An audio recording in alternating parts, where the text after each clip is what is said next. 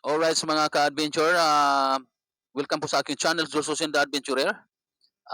Ngayong umaga guys ay ating i-welcome si Sir Jonas na taga Marikina. Alright. Go ahead, Sir Daniel.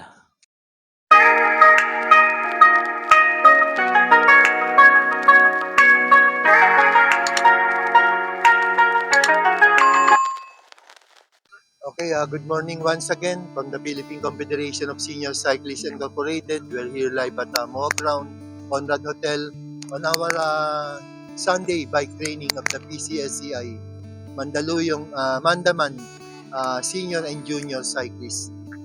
Nandito po kasama po namin si Jonas. Sir Jonas po from Marikina. Sir Jonas, pakilala mo muna yung sarili mo. Ilang taong ka na, saka kung paano ka nag-umpisa mag-bike.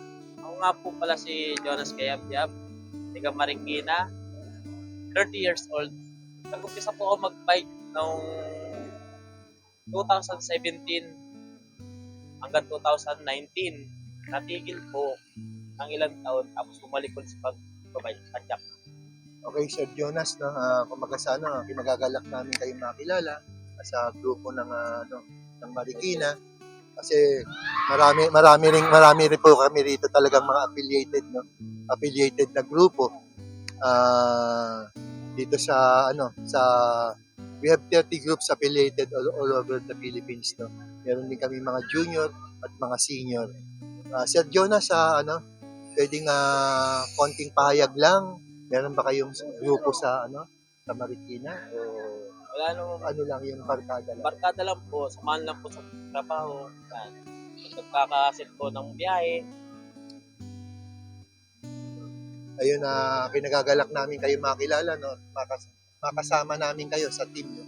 Kasi pwede namin i-affiliate yung grupo nyo dito sa sa PCSCI. Kumbaga sa yung group nyo, yung pa rin yun. Kumbaga sa naka-affiliate lang kayo sa amin para kung may mga ride, kung gusto nyo sumama, sama kayo, may mga charity, may mga medical mission, marami. May mga kami, group ride, saka iba-iba pa. Ayun at maraming salamat sa Sir Jonas, no? At sa iyong mga kasamahan at inaasahan namin na one of these days makasama namin kayo. Every Wednesday, Saturday, nandito kami at mabuti naman na nakilala kami si Sir Jonas. Siya yung nagpo-cover sa amin ng mga activities namin. Ayun, for the last word, Sir Jonas, ano mabibigay mo nga inspirational talk para doon sa mga kabataan saka sa iba pang mga senior? Lalo na ngayon na makikita natin talagang health is wealth, masasabi natin. Kanya marami nagbabike. Mas masarap pag-bike kasi para sa health. Mga activity na ganito. Masarap kung asahin. Like small exercise. Okay. Ayun, maraming salamat Sir Jonas. At nagagalak namin kayo makilala.